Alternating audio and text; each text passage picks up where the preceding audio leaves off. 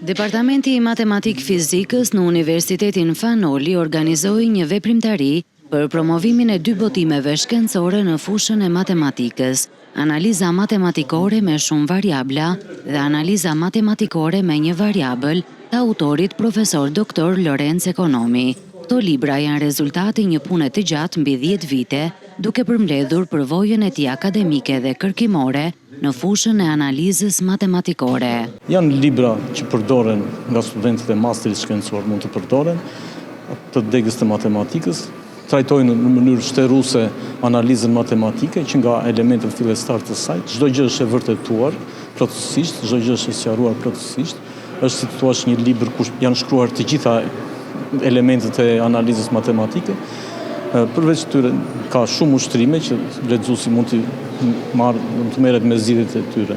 Botimet janë vlerësuar nga stafi akademik si një ndihmës me vlerë për studimet universitare dhe për përmirësimin e cilësisë së mësimdhënies në matematikë. Këto botime dallohen për nivelin e lartë shkencor dhe trajtimin e thelluar e sistematik të koncepteve. Ato i shtojnë një sër botimesh të mëparshme të autorit dhe përbëjnë një burim të rëndësishëm për studentët, pedagogët, studiuesit dhe profesionistët e fushës.